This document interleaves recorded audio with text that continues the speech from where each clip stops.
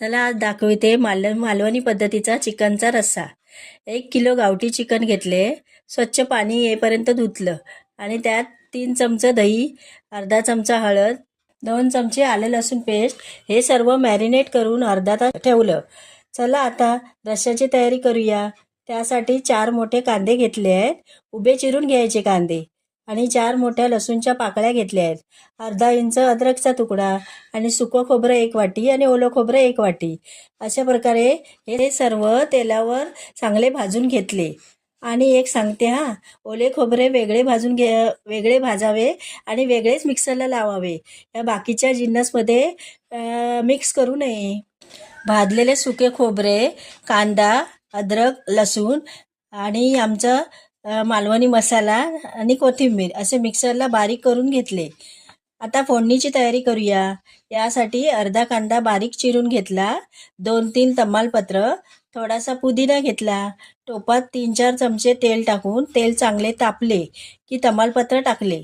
तमालपत्र, कांदा आणि पुदिना टाकून छान प्रकारे भाजून घेतले।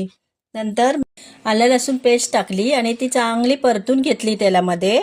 त्यानंतर मॅरिनेशन केलेले चिकन टाकले, कलेजी त्यासोबत टाकायची नाही एक वाफ आल्यानंतर सुकं खोबरं, कांद्याचे वाटप टाकूया। त्यात 1 चमचा कोणताही ब्रँड असलेला चिकन मसाला टाकायचा। मी एव्हरेस्टचा चिकन मसाला घेतला आहे।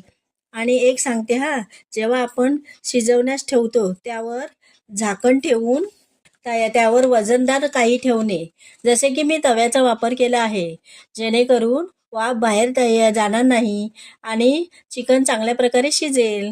15 मिनिटे झाल्यानंतर मी सुहाना ग्रेव्ही मिक्स हा मसाला टाकला आहे, याने चिकनला अजून चव येते। चिकन अर्धे शिजल्यानंतर कलेजी टाकावी, कारण कलेजी नरम असते आणि लगेच शिजते। आता अर्धा तास चिकन शिजवू द्यावे। नंतर ओल्या खोबऱ्याचे वाटप टाकून 15 मिनिटे शिजवून घेतले। नंतर शेवटला चवीनुसार मीठ टाकायचे। अशा प्रकारे छान आपल्या गावठी चिकन तयार आहे। अशा प्रकारे चिकन नक्की बनवा, तुम्हाला नक्की आवडेल। व्हिडिओ आवडल्यास लाईक, शेअर करा आणि चॅनल सबस्क्राईब करा। धन्यवाद।